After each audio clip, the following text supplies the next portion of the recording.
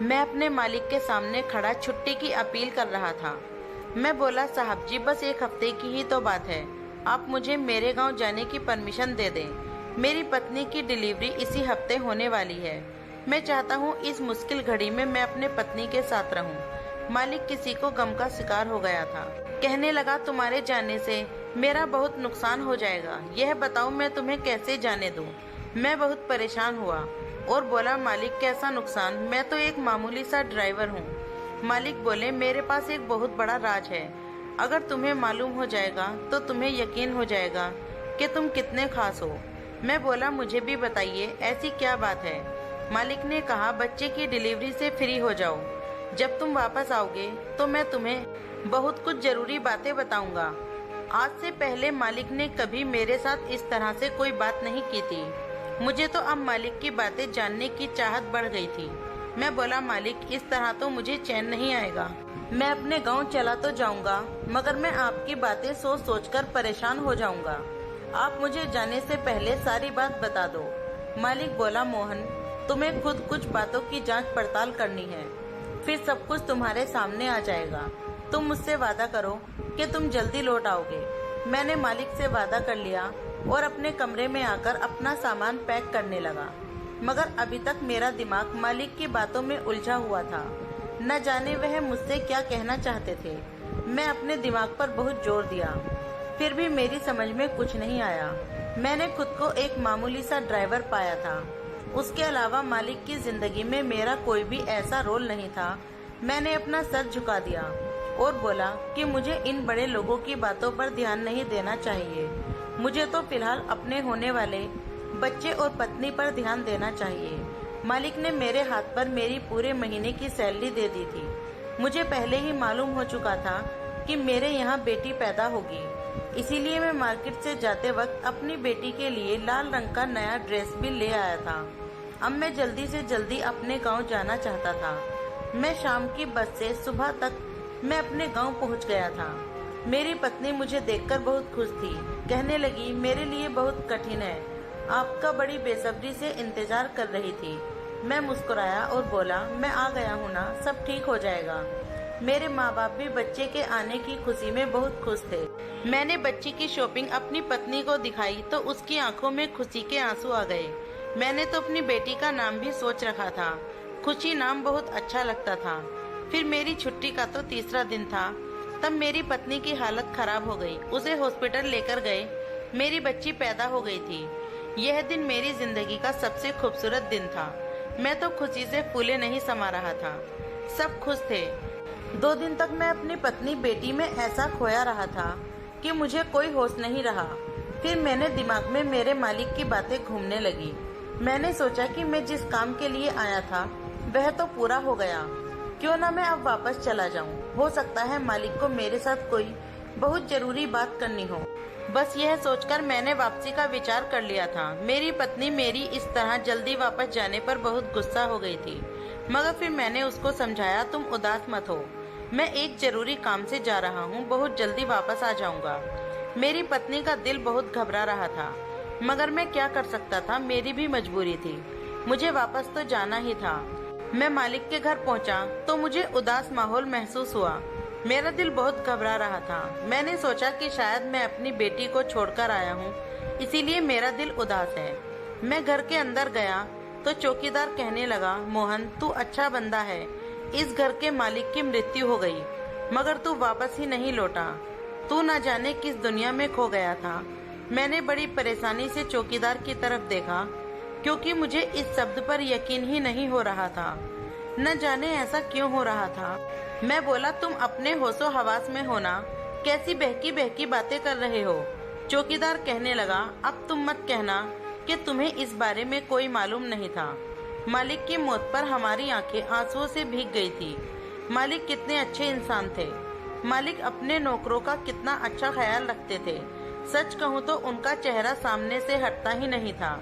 मैं बोला, कब हुई है मृत्यु। मालिक का चौकीदार कहने लगा, तुम्हारे जाने के 2 दिन बाद ही उनकी मृत्यु हो गई। जिस दिन उनकी मृत्यु हुई थी वह बहुत परेशान लग रहे थे। सारा दिन यहाँ वहाँ टहलते रहे, फिर मेरे पास आए और कहने लगे कि मोहन की कोई खबर है। मैंने ना में सर हिला दिया। तो कहने लगे, अच्छा मैं उससे फोन करके पूछता हूँ वह कहाँ रह गया, अभी तक लौटकर क्यों नहीं आया। मैं बोला, मालिक उसे गए हुए अभी 2 दिन ही हुए हैं। मालिक ने अपनी जेब से मोबाइल निकाला और तुम्हें फोन करते रहे मगर तुमने नहीं उठाया, तो वह थोड़े परेशान हो गए थे। मैं चौकीदार की बातें सुनकर हैरान रह गया। आखिर अचानक मालिक की जिंदगी में मेरी इस तरह इतनी जरूरत कैसे पड़ गई थी और मेरे वापस आने के लिए बेचैन क्यों हो गए थे। अभी दिमाग में आया कि सच में मेरे नंबर पर 2 बार मालिक की कॉल आई थी। मैंने सोचा कि शायद यह पुरानी मिस कॉल हो, इसीलिए मैंने उस पर कोई खास ध्यान नहीं दिया था। मैं चौकीदार से बोला, शामू तुम्हें पता है मालिक मुझसे क्या कहना चाहते थे। शामू मुस्कुराया और बोला, तुम्हें तो पता है मोहन, हम घर के नौकर हैं। वह बड़े लोगों की बातों में दखल अंदाजी नहीं करते। मालिक की मृत्यु के बाद मुझे भी ख्याल आया था कि काश मैं उस दिन मालिक से पूछ ही लेता आखिर वह मुझसे क्या जानना चाहते थे। हम दोनों अभी गेट पर खड़े होकर बात ही कर रहे थे कि नौकरानी आ गई और कहने लगी, मोहन तुम्हें मालकिन बुला रही हैं। मैंने सर हिला दिया और नौकरानी के पीछे पीछे चल दिया। उन्होंने खुद को अच्छी तरह से ढका रखा था। मुझे देखकर कहने लगी, मोहन तुम अपने मालिक की अर्थी पर नहीं आए थे। मैं बोला, मालकिन मुझे उनकी मौत की बिल्कुल भी खबर नहीं थी। अभी मुझे गेट पर ही चौकीदार ने बताया तो मैं बहुत अफसोस कर रहा था। उस वक्त मैं यहाँ पर नहीं था।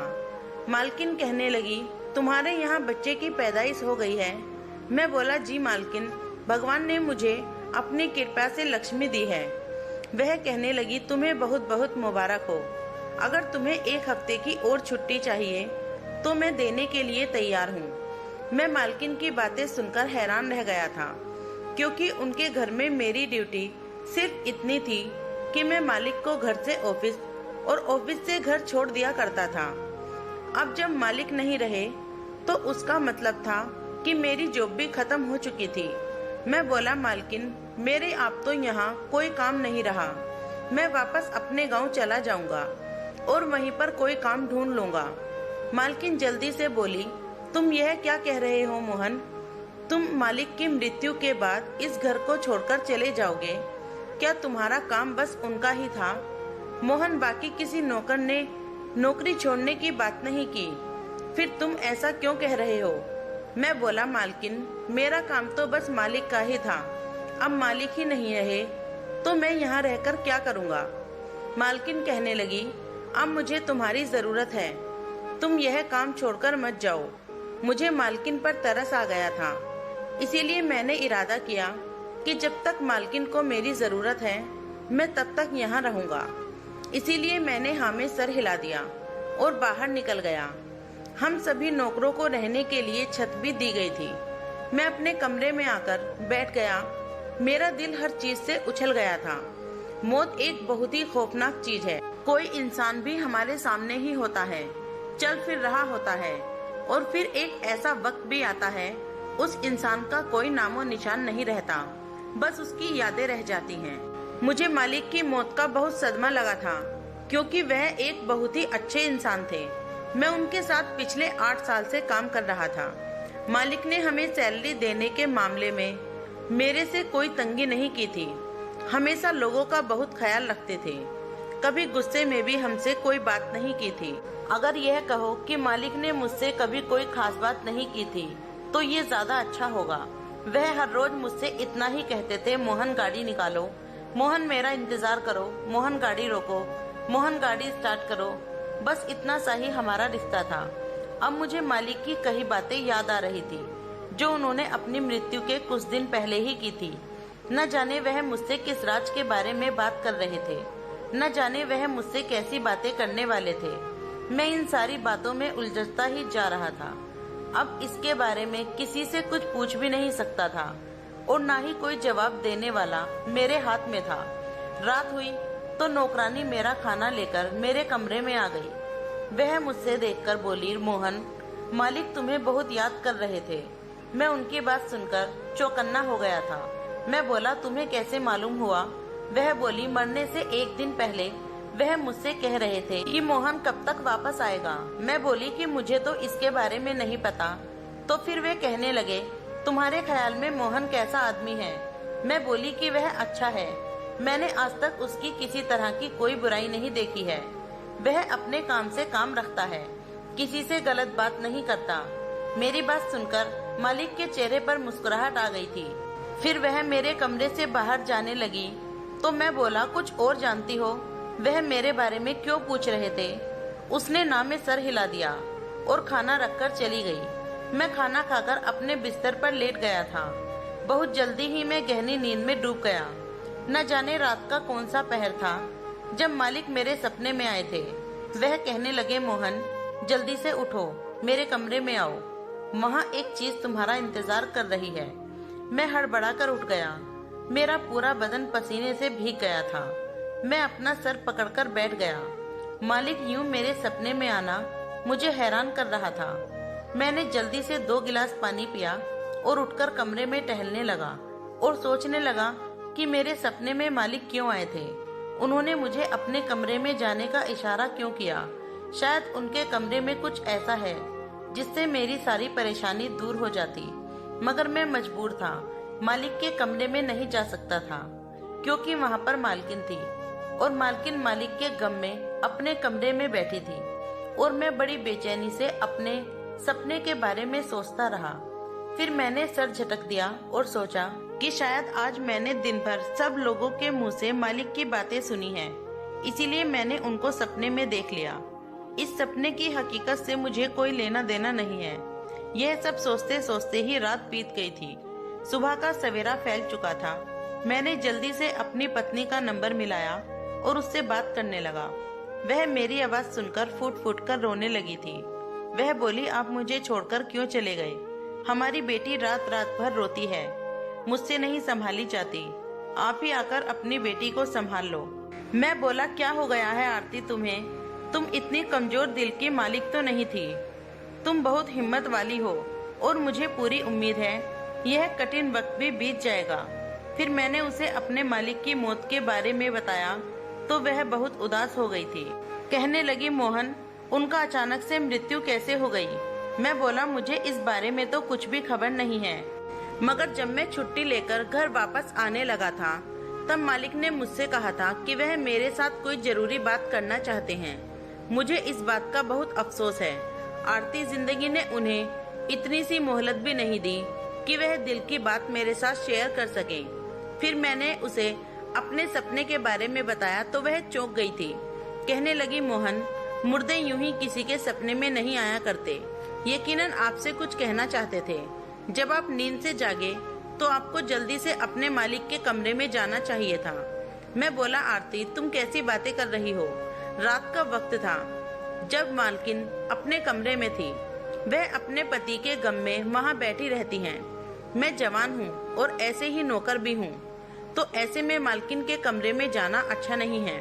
आरती बोली, मोहन आप अपने सपने के बारे में अपनी मालकिन को बता दो, शायद आपकी कोई मदद कर सके। मैं बोला, हाँ अब ऐसा ही करना होगा। मैं अपनी बेटी के बारे में पूछने लगा। इतनी देर में नौकरानी मेरे पास आई और बोली, मेम साहब का हुक्म है कि गाड़ी निकालो। मैंने हाँ में सर हिला दिया और जल्दी फोन बंद करके अपने कमरे से बाहर आ गया था। मैंने गाड़ी स्टार्ट की तो मालकिन आकर बैठ गई थी और कहने लगी, ऑफिस की तरफ मुझे ले चलो। मैं गाड़ी ऑफिस के रास्ते पर मोड़ ली और मालकिन कहने लगी, मोहन तुम कितने पढ़े लिखे हो? यह एक ऐसा सवाल था जो आज तक मालिक ने भी मुझसे नहीं पूछा था। मैं बोला, मालकिन मैं 10वीं पास हूँ। तब मालकिन बोली, मोहन तुम्हारे मालिक मरने से पहले अजीब अजीब सी बातें कर रहे थे। वह कह रहे थे कि मुझे अगर कुछ हो गया तो तुम मोहन पर भरोसा कर लेना। एक अच्छा और शरीफ लड़का है, इसकी पढ़ाई लिखाई कम है, मगर ऑफिस के मामले में तुम इससे मदद ले लेना, तुम्हें परेशानी नहीं होने देगा। मोहन सच कहूँ तो मुझे इस बिजनेस वगैरह की कोई समझ नहीं है। तुम बताओ कैसे यह संभालूं? मेरी तो कोई आगे पीछे भी नहीं है। अब तुम ही मेरे मालिक की वसीयत पर अमल करना होगा और मेरी मदद करनी होगी। मैं बोला, मालकिन मैं गांव का रहने वाला हूँ, मैं पढ़ा लिखा भी कम हूँ और बिजनेस वगैरह के बारे में भी मैं ज्यादा जानता नहीं हूँ। मैं आपकी मदद कैसे कर सकूंगा? मालकिन बोली, देखो मोहन, यह तुम्हारे मालिक की वसीयत है। तुम्हारा काम बस इतना होगा कि तुम अपने मालिक की कुर्सी पर जाकर बैठ जाया करोगे, हर काम पर नजर रखोगे। बाकी के बिजनेस के मामले तो मैनेजर ही देख लेगा। मैंने अभी अपने पति की अस्थियों को नहीं बहाया है और उनको बहाने के बाद ही मैं कोई काम देखूंगी कि मुझे आगे क्या करना है। और फिर तुम सोच भी नहीं सकते, मालिक की कुर्सी पर बैठने की ये तुम्हारी तनख्वाह लाखों में हो जाएगी। मैं तो मालकिन की बात सुनकर ही दंग हो गया था। ऐसा लग रहा था जैसे मेरी लॉटरी लग गई हो। मेरी बेटी खुशी लेकर मेरे घर में खुशकिस्मत साबित हुई थी। अब मालकिन मुझसे इस तरह उम्मीद लगा रही थी कि मैं उन्हें मना नहीं कर पाया था। वह मेरे साथ ऑफिस गई थी और उन्होंने सबको समझा दिया था कि आज से मोहन इस ऑफिस का बॉस है। तुम सब यह नोटिस कर लो कि तुम्हें आज से हर एक बात इसकी माननी होगी। मालकिन की बात सुनकर सारे वर्कर्स मुझे अजीब नजरों से देख रहे थे और फिर खड़े खड़े ही मेरी हैसियत बदल गई थी। मैं एक मामूली ड्राइवर से एक बहुत बड़ी कंपनी का मालिक बन गया था। मैंने माना कि मैं वहाँ सिर्फ उनकी देखभाल के लिए था, मगर फिर भी सारे वर्कर्स मेरे सामने झुकते चले जा रहे थे। अब मैं हर रोज ऑफिस आने लगा था। मेरे किए गए फैसले पर ही सारे वर्कर्स काम करते थे। सब मेरे आगे पीछे रहते थे। हर वर्कर का काम मेरे सामने लाया जाता था। किसी को छुट्टी चाहिए होती थी तो मुझसे आकर अपील करते थे। यह जिंदगी बहुत हसीन थी। मैंने कभी सपने में भी नहीं सोचा था कि मेरे इस तरह से दिन बदल जाएंगे। मैंने जल्दी अपनी तरक्की के बारे में अपनी पत्नी को बताया तो वह खुशी से फूले नहीं समा रही थी। वह बहुत खुश थी और मुझसे जिद करने लगी थी कि अब तो आपकी तनख्वाह भी ज्यादा हो गई है, मुझे अपने पास बुला लो। मैं बोला, हाँ, क्यों नहीं, मैं बहुत जल्दी तुम्हें अपने पास बुला लूंगा, मगर अभी मैं एक बहुत बड़ी परेशानी में हूँ। जब मेरी परेशानी खत्म हो जाएगी मैं तुम्हें यहाँ बुला लूंगा। मेरी पत्नी बोली, मोहन, ऐसी भी क्या बात है, आपने तो मुझे फिक्र में डाल दिया। मैं बोला, घबराने की कोई जरूरत नहीं है, यूं ही ऑफिस का काम है, एक बार हल हो जाएगा तुम्हें बता दूंगा। मैंने आरती को तो झूठ बोल दिया था, मगर खुद को तसल्ली देने में नाकामयाब रहा था। मेरी सबसे बड़ी समस्या मेरी सपना था। मुझे हर रात सपने में मालिक नजर आते थे। वह मुझसे कहते कि मेरे कमरे में जा, मगर मैं कैसे जा सकता था? यह तो बहुत गिरी हुई बात थी कि मैं अपनी विधवा मालकिन के कमरे में आधी रात को छुप छुपाकर चला जाता। फिर मुझे इस बात का भी डर था कि कहीं मालकिन मुझसे गुस्सा ना हो, मुझसे मेरी हैसियत ना छीन ले। इस तरह मेरी लाखों की तनख्वाह भी खतरे में पड़ सकती थी। इसीलिए मैं हर रात अपने इस सपने को नजरअंदाज करता रहा। मुझे मालकिन का ऑफिस ज्वाइन किए हुए पूरा 1 महीना हो गया था और अब तो मेरी तनख्वाह भी मेरे हाथ पर आ गई थी। एक दिन मैं ऑफिस में बैठा हुआ था कि मालकिन का फोन आ गया। वह कहने लगी, मोहन, जल्दी से घर आ जाओ, मुझे तुम्हें एक चीज दिखानी है। मैं परेशान हो गया कि आखिर ऐसी क्या बात है जो मालकिन ने मुझे इतनी इमरजेंसी में घर बुलाया है। मैं जल्दी से घर पहुंचा तो मालकिन आंगन में बैठी हुई थी और वह फूट फूट कर रो रही थी। मेरी घबराहट बढ़ती ही जा रही थी। मालकिन, क्या हो गया आपको? आप इस तरह क्यों रो रही हैं? मालकिन ने मेरे सामने एक कागज रख दिया। वह कहने लगी, आज मैं अपने कमरे की सफाई करवा रही थी तो मुझे वहाँ से यह खत मिला है। यह तुम्हारे नाम ही है। मोहन, यह मेरे पति ने लिखा था। मैंने थर-थर कांपते कांपों से वह खत पकड़ लिया था। वह कहने लगी, मोहन, इस खत को पढ़ो और मुझे भी बताओ मेरा पति तुमसे ऐसा क्या कहना चाहता था जो उन्होंने खत का सहारा लिया। मैंने जल्दी से खत लिया और पढ़ा तो दंग रह गया। इसमें मालिक ने लिखा था कि मोहन, मैं जानता हूँ कि तुम एक शादीशुदा आदमी हो और तुम्हारी यहाँ बहुत जल्दी बच्चा होने वाला है, मगर मैं फिर भी तुमसे एक फरियाद करना चाहता हूँ। मोहन, तुम अच्छे इंसान हो। मैंने तुम्हारे बारे में बहुत छानबीन करवाई तो तुम्हें किसी तरह की कोई बुराई नहीं निकली। मोहन, तुम्हें पता नहीं है, मुझे डॉक्टर ने बताया है कि मुझे एक बहुत ही खतरनाक बीमारी है। मैं बहुत जल्द ही इस दुनिया से चला जाऊंगा। मेरी पत्नी मेरे पीछे इस दुनिया में अकेली रह जाएगी और मेरी पत्नी के इस दुनिया में मेरे अलावा कोई नहीं है। ऐसे में मेरी तुमसे फरियाद है कि तुम मेरी पत्नी को अकेला मत छोड़ना, तुम उससे शादी कर लेना, तुम उसका सहारा बन जाओ। मैं उसकी तरफ से किसी और आदमी पर भरोसा नहीं कर सकता। वह बहुत मासूम है, लोगों के हाथों से बहुत जल्दी धोखे खा लेती है। भगवान तुम पर अपनी कृपा बनाए रखे। वह खत पढ़कर मैं दंग रह गया था। समझ नहीं आ रहा था कि मुझे क्या करना चाहिए और क्या नहीं। मालकिन मेरी तरफ इंतजार की निगाहों से देख रही थी।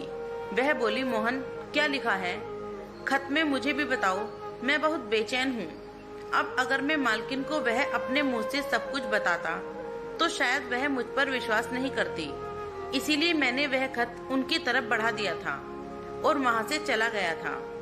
बाहर आकर मैं सोचने लगा कि शायद मालिक मुझसे यही कहना चाहते थे। शायद वह मेरे सपने में भी इसीलिए आया करते थे।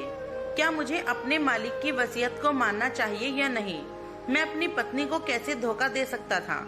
लेकिन अगर मैं यह शादी कर लेता तो मेरी पत्नी और बेटी की जिंदगी बन जाती। मैंने सोचा कि मैं देखता हूँ मालकिन इसके बारे में क्या कहती हैं। मैं उनके जवाब को सुनकर ही कोई फैसला करूँगा। रात हुई तो नौकरानी मेरे पास आई और बोली, मालकिन ने बुलाया है। मैं आंगन में आया तो मालकिन वहीं पर बैठी हुई थी। वह कहने लगी, मोहन तुमने अपने मालिक की वसीयत के बारे में क्या सोचा है? फिर मैं नजरें झुकाकर खड़ा था। मैं बोला कि मैं आपके बारे में ऐसा कुछ भी सोच नहीं सकता। तब मालकिन बोली, मोहन मैं भी किसी दूसरे आदमी को अपनी जिंदगी में नहीं ला सकती। मैंने अपने पति से बहुत मोहब्बत की थी, मगर अब मैं बिल्कुल मजबूर हो चुकी हूँ। तुम बताओ क्या करूँ? मैं अब मर जाऊंगी, मगर अपने पति की वसीयत को हर हाल में पूरा करूंगी। मैं इस रिश्ते पर राजी हूँ। तुम मुझे बताओ राजी हो कि नहीं? मैं मालकिन की तरफ देखने लगा था। आज उसने अपना चेहरा मुझसे नहीं छुपाया हुआ था। वह बहुत ही हसीन औरत थी, उम्र में मेरी ही जितनी होगी। मैं बोला, मालकिन सोचकर बताऊंगा। मैं इतना कहकर अपने कमरे में वापस आ गया था। मालिक का खत मुझे मिल चुका था। सारा सच मेरे सामने था। वह मेरे सपने में नहीं आएगा, यह मैंने बिल्कुल खाली बातें थी। वह मेरे सपने में आएंगे, यह बिल्कुल सच बात थी। रात के पहर फिर से मालिक मेरे सपने में आए और कहने लगे, जल्दी से मेरे कमरे में जाओ। मैं जल्दी से अपनी नींद से जाग गया। सोचा कि अब खत मुझे मिल गया है, अब कमरे में जाने की क्या जरूरत बनती है। जवाब पाने के लिए हिम्मत कर बैठा था। मैं अचानक उठा और मालिक के कमरे में बिना नोक किए घुस गया था। सामने का मंजर देखकर तो मेरे कदमों तले से जमीन ही निकल गई। मालकिन की नजर मुझ पर पड़ी तो वो थरथर कांपने लगी। जल्दी से उठकर खड़ी हो गई और भागती हुई मेरे पास आई और मेरा हाथ थामकर बोली, मोहन मैं तुमसे बहुत मोहब्बत करती हूँ। इस राज को राज ही रहने देना। हम दोनों शादी कर लेंगे। सारी जायदाद मैं तुम्हारे नाम कर दूंगी। हम ऐश भरी जिंदगी गुजारेंगे। तुमने बस आज जो यह देखा है, समझो कभी देखा ही नहीं था। तुम नजरअंदाज करो, आंखें फेर लो। मैं बोला, मालकिन यह सब क्या है? मुझे सब कुछ सच सच जानना है। मालकिन बहुत डरी हुई थी। वे बोली, मोहन मैं करोड़पति बाप की औलाद थी। उन्होंने मेरी शादी अपने ऑफिस के एक वर्कर से कर दी थी। सारा रुपया पैसा तुम्हारे मालिक का नहीं है। मुझे भी उस इंसान से मोहब्बत हो गई थी, इसीलिए शादी कर ली और हम एक दूसरे के साथ बहुत खुश थे। दीपक हर तरह से एक अच्छा पति साबित हुआ था। मेरी जिंदगी बहुत अच्छी गुजर रही थी, मगर फिर दीपक ने तुम्हें अपनी ड्राइवर की नौकरी पर रख लिया। मैंने तुम्हें देखा तो तुम्हें पसंद करने लगी थी, मगर मैं हर बार अपना सर पटक दिया करती थी, अपने ख्याल को रद्द करती थी। मैंने बहुत साल खुद पर काबू किया था, मगर अब ज्यादा तुमसे दूर नहीं रह सकती थी। इसीलिए मैंने दीपक को रास्ते से हटाने का फैसला किया, मगर उसे न जाने इस सब के बारे में कैसे पता हो गया था। वह तुमसे बात करना चाहता था, पर तुम्हें ही वे नौकरी से निकाल देना चाहते थे। मैं तुम्हें खुद से दूर नहीं कर पाती थी, इसीलिए मैंने तुम्हारे जाने के बाद दीपक के खाने में ऐसी दवा मिलाना शुरू कर दी जिससे उनका जिस्म बेजान होकर रह गया था। मैं जानती हूँ पैसे से इस दुनिया में सब कुछ खरीदा जा सकता है। मैंने कुछ लोगों को बहुत ज्यादा पैसे देकर अपने साथ मिला लिया और दीपक की मौत का ढोंग रचाया था। इस वक्त दीपक को मैंने दवाइयों के जरिए बेहोश रखा था। सबने उसकी लाश देखी थी, मगर मैंने दीपक को जलाने नहीं दिया था। क्योंकि ऐन मौके पर मुझे मालूम हुआ कि मेरी सारी जायदाद दीपक के नाम पर है। उसने अपनी वसीयत में लिखा है कि उसके मरने के बाद यह सारी जायदाद मोहन को दे दी जाए। मैं ऐसा कभी नहीं होने देना चाहती थी। मुझे अपनी दौलत भी चाहिए थी। मैं मालकिन की बातें सुनकर बिल्कुल हैरान रह गया। सामने मालिक को देखकर मैं बहुत परेशान हो गया। मालकिन ने मालिक से कहा कि मेरी जायदाद मेरे नाम वापस कर दो, मैं फिर खुद ही वसीयत बदल दूंगी। मालकिन, तुम मुझे यह बताओ, रात के उस पहर मेरे कमरे में क्या लेने आए थे? मैं बोला, मालकिन, मैं जब से यहाँ आया हुआ हूँ हर रात मालिक मेरे सपने में आते हैं और मुझसे कहते हैं कि मेरे कमरे में आ जाओ। आज इसलिए यहाँ आया हूँ। मालकिन बोली, तुम्हारा क्या फैसला है? मैं बोला, मालिक को आप मुझे सौंप दें, फिर मैं आपसे शादी कर लूंगा। मैंने सोचा था कि एक ऐसा आदमी जिससे मदद खुद भगवान करना चाहता है, जिसके बारे में मुझे हर रात सपने में इशारा दिया जाता है, मैं तो उसे यूं ही तड़पता नहीं छोड़ सकता। इसीलिए मैंने मालकिन से मालिक को अपने हवाले करवा लिया था। मैंने मालिक को अपने पास रखा और कुछ ही दिनों में मालिक अच्छा भला हो गया था। मालिक अब पहले से बिल्कुल सेहतमंद हो गया था। मालिक ने मेरा बहुत धन्यवाद किया कि मैंने उनकी जान बचा ली थी। मैं वापस अपने गांव जाने लगा तो मालिक ने मुझे इनाम के तौर पर 10 लाख रुपए दिए थे, जो मैंने लेने से मना कर दिया था, मगर उन्होंने जब जबरदस्ती की तो मुझे लेने ही पड़े। मालिक ने सारी अपनी जायदाद मालकिन के नाम कर दी और उसे डिवोर्स देकर उनकी जिंदगी से हमेशा के लिए बाहर चले गए थे। अकेली रहती थी ऐसी औरत जो गैर आदमी की खातिर अपने पति के साथ यह सब कर सकती है, उसके साथ ऐसा ही होना चाहिए था। मैं आज भी परेशान होकर यह बातें सोचता हूँ। न जाने मालिक की ऐसी कौन सी अच्छाई उनके काम आई थी जो भगवान ने उनकी मदद की। फिर मैं सोचता हूँ कि मरने वाले से अच्छा बचाने वाला होता है। भगवान ने यूं ही लोगों को अपने काम के करिश्मे दिखाए हैं ताकि इंसान समझ जाए कि भगवान हमारे बहुत ही करीब हैं। तो दोस्तों, कैसी लगी कहानी कमेंट करके जरूर बताएं और वीडियो को लाइक और चैनल को सब्सक्राइब जरूर करें।